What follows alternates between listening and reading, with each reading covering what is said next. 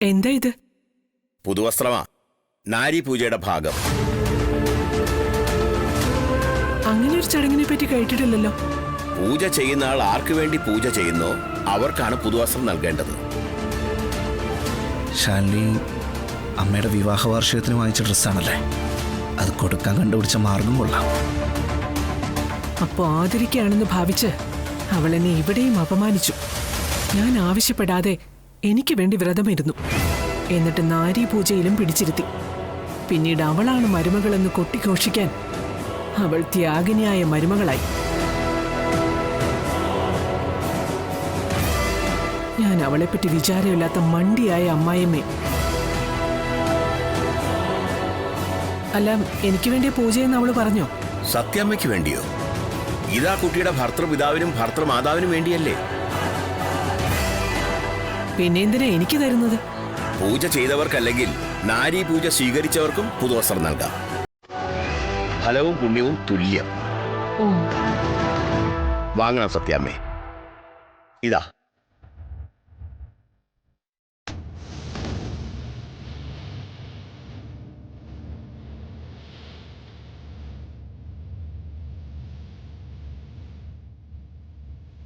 എന്തായാലും ശാലിനിയുടെ ബുദ്ധി കൊള്ളാം. അല്ല, സത്യാമ്മ പന്തിഭോജനത്തിൽ പങ്കെടുക്കുന്നില്ലേ? മാംഗല്യവ്രതം ചെയ്യുന്നവർ പൂജയ്ക്ക് ശേഷം സർവ്വജനങ്ങൾക്കൊപ്പം പന്തിഭോജനം ചെയ്താൽ ദീർഘമാംഗല്യവും ദീർഘായുസും ഒക്കെയാണ് ഫലം. പന്തിഭോജനം എന്ന് പറഞ്ഞ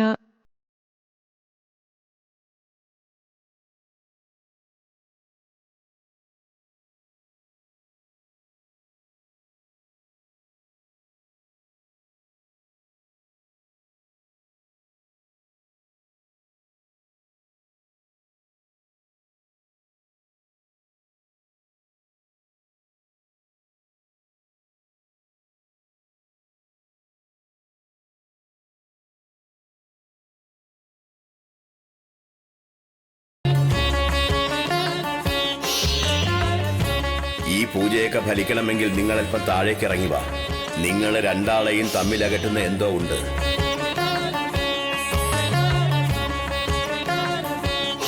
മഹാലക്ഷ്മിയെ ഉപേക്ഷിച്ചാൽ നാശം നിങ്ങൾക്കു തന്നെ.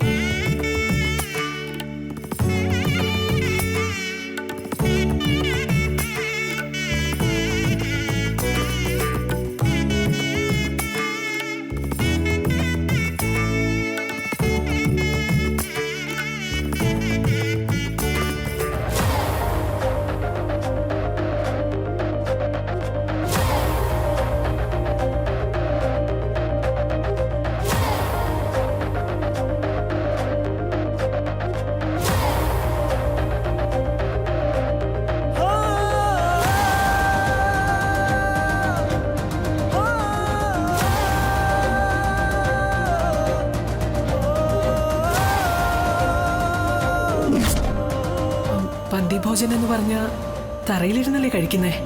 അല്ലെങ്കിൽ വേണ്ട. സത്യാമ്മയെ പോലൊരാൾ ഈ പദവി നിലയൊക്കെ വെച്ച് വേണ്ട. മാംഗല്യവ്രതം ചെയ്യുന്നവർ പൂജയ്ക്ക് ശേഷം സർവ്വജനങ്ങൾക്കൊപ്പം പന്തിഭോജനം ചെയ്താൽ ദീർഘമാംഗല്യവും ദീർഘായുസും ഒക്കെയാണ് ഫലം.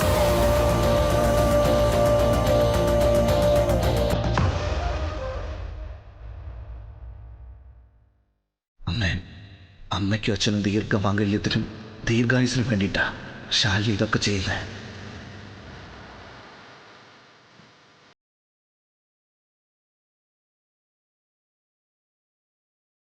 വിഷ്ണു, വാ. വിഷ്ണു, പോകാന്ന്.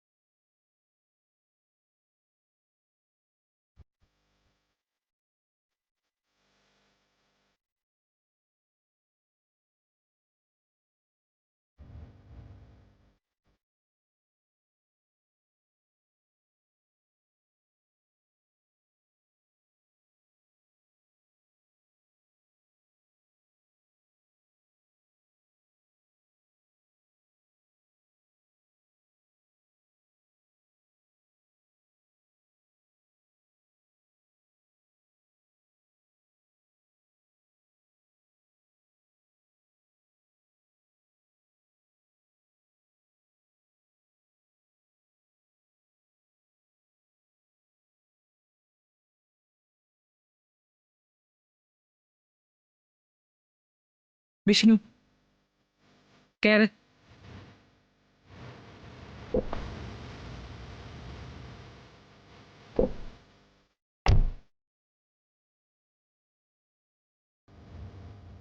എടാ വിഷ്ണു, നീ കേറുന്നുണ്ടോന്ന്? അമ്മ കേറുവാ.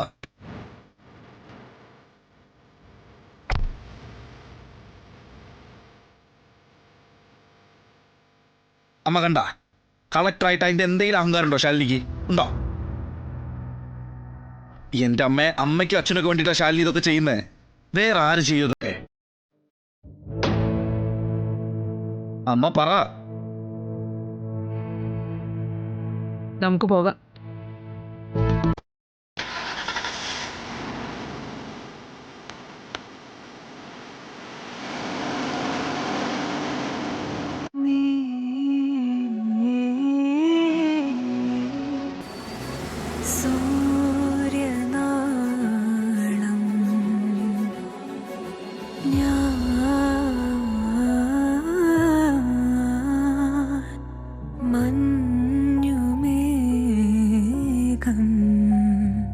അമ്മയുടെ മനസ്സ് മാറണമെങ്കിൽ ശ്രീകോവിലിരിക്കുന്ന ഭഗവാൻ തന്നെ വിചാരിക്കണം. മുല്ല പിന്നെ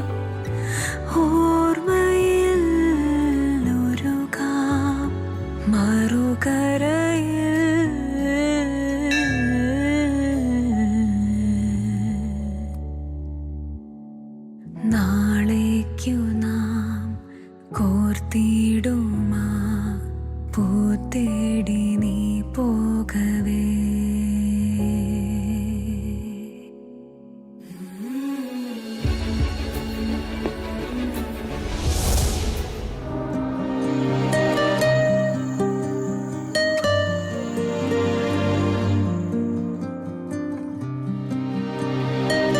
അപ്പം മണ്ണാങ്കട്ടയും കരിയിലെയും കാശിയിലെത്തിയില്ല അല്ലേ?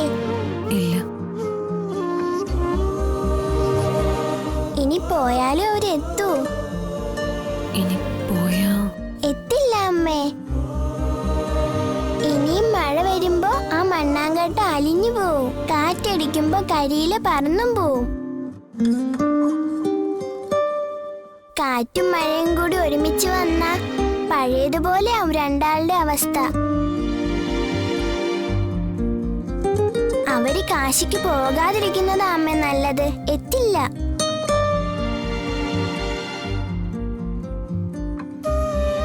അച്ഛൻ എപ്പോഴാ അമ്മ വരിക?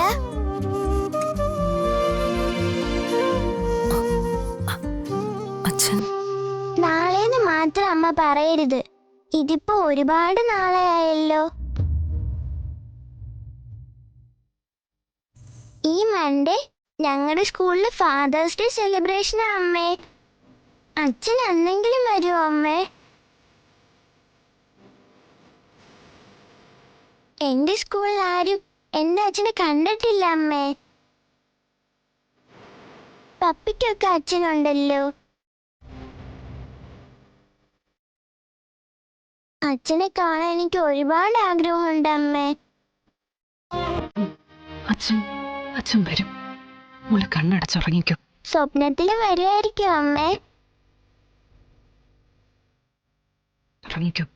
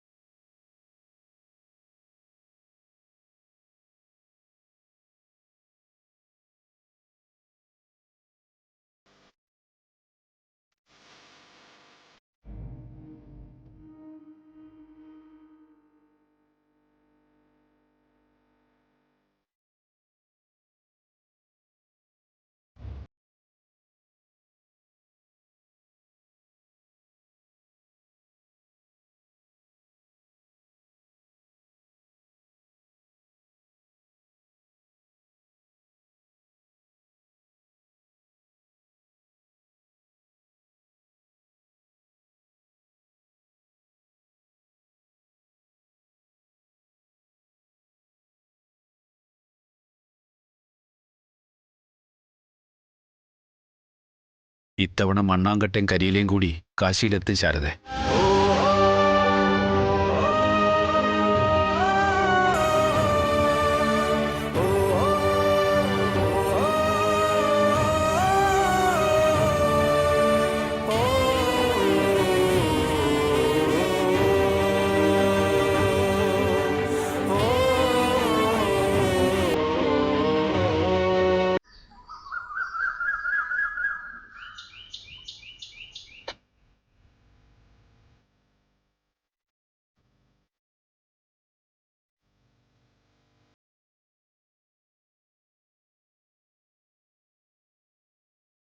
നീ പറഞ്ഞത് വെച്ച് നോക്കുമ്പോൾ ഭാമിക്ക് ശാലിനിയോടൊരു മമതയൊക്കെ തോന്നിയിട്ടുണ്ടാവാൻ സാധ്യതയുണ്ട്.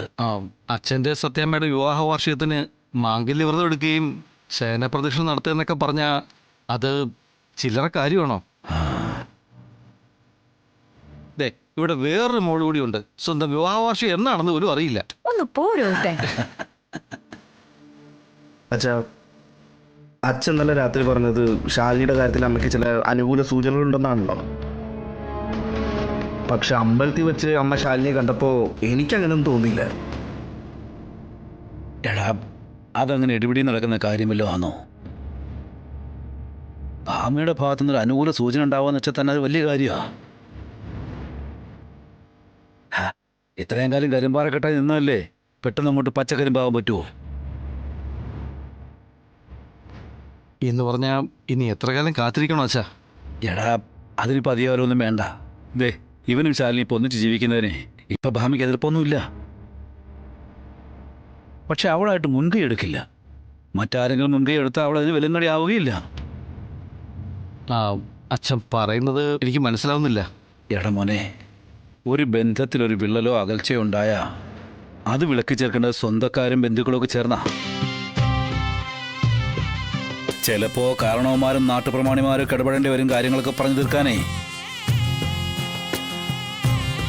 അങ്ങനൊരു മുൻകൈ എടുത്ത് ശാലിനിയുടെ വീട്ടിൽ നിന്ന് ഇങ്ങോട്ടോ നമ്മുടെ ഭാഗത്തു നിന്ന് അങ്ങോട്ടോ പോകേണ്ടി വരും. നമ്മുടെ ഭാഗത്തു നിന്ന് അങ്ങോട്ട് പോവാൻ ഭാമ സമ്മതിക്കുന്ന എനിക്ക് തോന്നുന്നില്ല. അങ്ങനെ ഒരു സാധ്യതയുണ്ടെങ്കിൽ അച്ഛൻ മുൻകൈ എടുത്ത് ഇങ്ങോട്ട് വരുമെന്ന് എനിക്ക് ഉറപ്പുണ്ട്. ആ,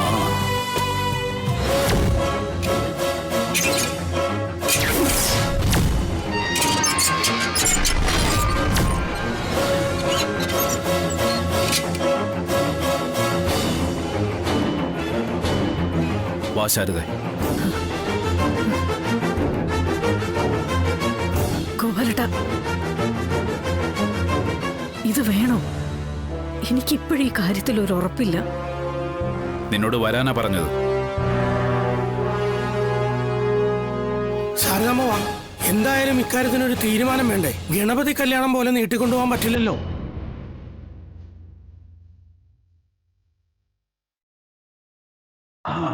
ഗോപാലകൃഷ്ണ നേർബുദ്ധിയാണെന്ന് എനിക്ക് തോന്നിയിട്ടുള്ളത്. മനസ്സിന്റെ നിഷ്കളങ്കത കൊണ്ട് ഓരോ അപകടങ്ങളിൽ ചെന്ന് ചാടിയെന്നേ ഉള്ളൂ.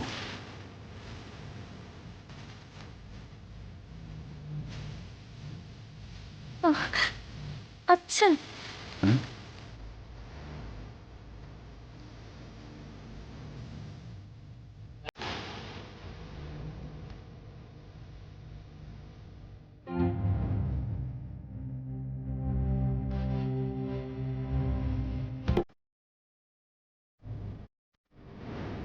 ആഹാ, ശാരദാമ്മ ഗ്രൂപ്പ് സാർ എല്ലാവരും ഉണ്ടല്ലോ. അച്ഛാ, നീ അങ്ങോട്ട് മാറിയേ. വാ. എന്താ അമ്മേ? അച്ഛൻ ഏതാണ്ട് തീരുമാനിച്ചു വെച്ചിട്ടുണ്ട് മോളെ. വാ.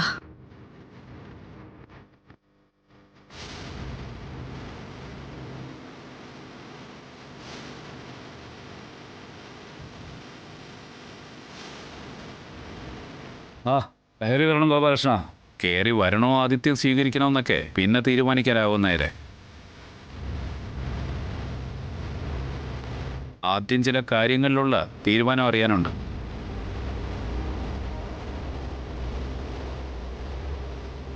ഗോപാലകൃഷ്ണ, ഞാൻ സംസാരിക്കാം. രാഘവൻ നായരെ, ശാലിനിയുടെയും വിഷുവിന്റെയും കാര്യത്തിൽ ഒരു തീരുമാനം അറിയാനാണ് ഞങ്ങൾ വന്നത്. അതെന്താ കുറുപ്പ് സാറേ? ഇങ്ങോട്ട് കയറി വാ, നമുക്ക് ഇവിടെ നിന്ന് സംസാരിക്കാമല്ലോ. ഇങ്ങനെ മയത്തി സംസാരിക്കേണ്ട വിഷയമല്ല കുറുപ്പ് സാറേ. സാറ് പറഞ്ഞതിലൂടെ തിരുത്തുണ്ട് രാഘവന്നേരെ. ശാലിനിയുടെയും വിഷ്ണുവിൻ്റെയും കാര്യത്തിലുള്ള തീരുമാനം അറിയാനല്ല, തീരുമാനം ഉണ്ടാക്കാൻ.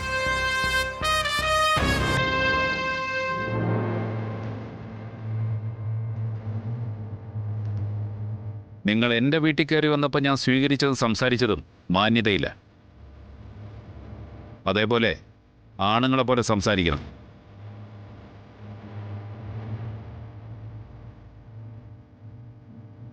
ഈ നിൽക്കുന്ന നിങ്ങളുടെ മകൻ വിഷ്ണു ആചാരപ്രകാരം താലികെട്ടി തന്നെയാണല്ലോ. എൻ്റെ മോളെ ഈ വീട്ടിലേക്ക് കൊണ്ടുവന്നത്? അതെ ഗോപാലകൃഷ്ണ. പിന്നെ അവർക്ക് ഈ വീട്ടിൽ ജീവിക്കാൻ എന്താ തടസ്സമെന്ന് നിങ്ങൾ പറയണം രാഘവന്നാരെ. കല്യാണം കഴിഞ്ഞ പെണ്ണുങ്ങൾ സാധാരണ ഭർത്താവിൻ്റെ വീട്ടിലാണ് നിൽക്കുന്നത്. അതാണ് നാട്ടു നടപ്പ്. ഇവരെ കൂടി ഞാൻ എൻ്റെ ഒപ്പം കൊണ്ടുവന്നത് ഇവരെ കൂടി സാക്ഷിയാക്കി ഒരു തീരുമാനം ഉണ്ടാക്കാനാ.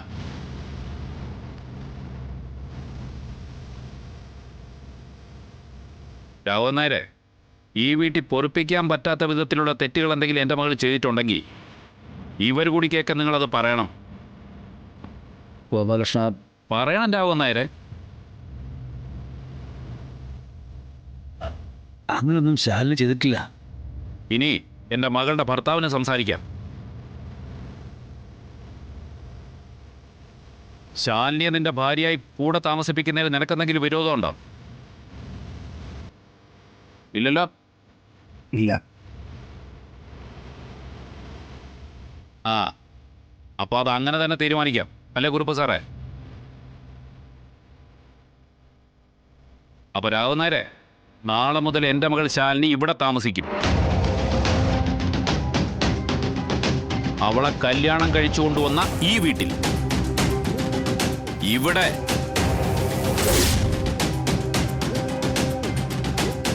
താമസിക്കല്ലേ ഗോപാലകൃഷ്ണ?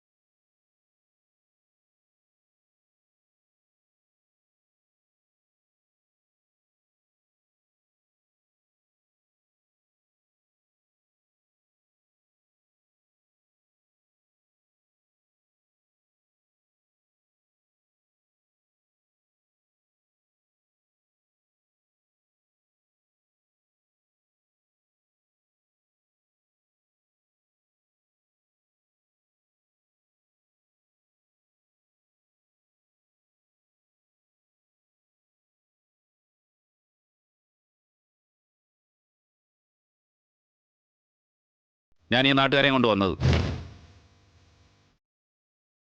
ഇവിടെ സംഭവിക്കുന്ന കാര്യങ്ങൾക്ക് ഇവർ കൂടി സാക്ഷിയാവണം. നൂലുകെട്ട് മുതൽ പുലകുളി അടിയന്തരം വരെയുള്ള കാര്യങ്ങളിൽ ഉണ്ടാവുന്ന നാട്ടുകാരുടെ തർക്കങ്ങളിൽ സത്യാമ്മയാണല്ലോ വിധി തീർപ്പ് പറയുന്നത്. ആ സത്യാമ്മ ഈ കേസിൽ കൂടി ഒരു ന്യായം പറയണം.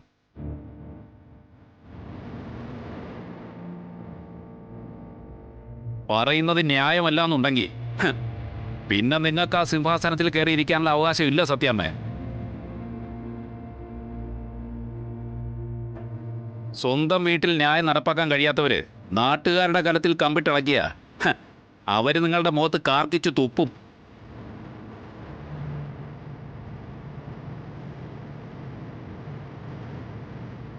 എന്താ വെല്ലുവിളി ഏറ്റെടുക്കാൻ ധൈര്യമുണ്ടോ സത്യാമ്മയ്ക്ക്? പിന്നെന്താ ഗോപാലകൃഷ്ണ?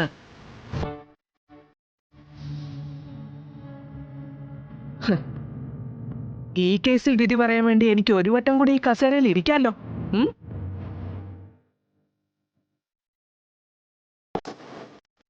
പിള്ളേ,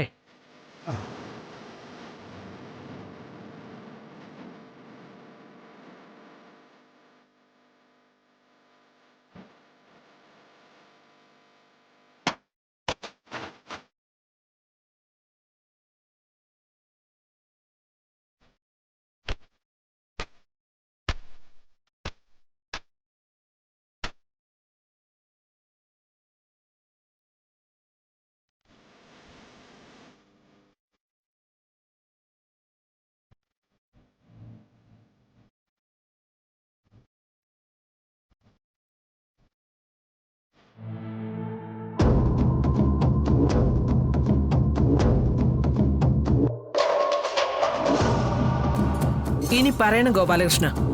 കാര്യം നിങ്ങൾ കേട്ടതല്ലേ സത്യാമ്മേ? എന്നാലും ഒന്നുകൂടി ഒന്ന് പറയണം. ഒരു കേസിൽ ന്യായം പറയുമ്പോ അതിന്റെ നടപടിക്രമങ്ങളും കൂടി ഒന്ന് പാലിക്കണ്ടേ? സത്യാമ്മേ, നിങ്ങളുടെ മകൻ താലി കെട്ടിക്കൊണ്ടുവന്ന എന്റെ മകൾക്ക് ഇവിടെ താമസിക്കാൻ കഴിയണം. അതിനാര് തടസ്സം പറഞ്ഞു?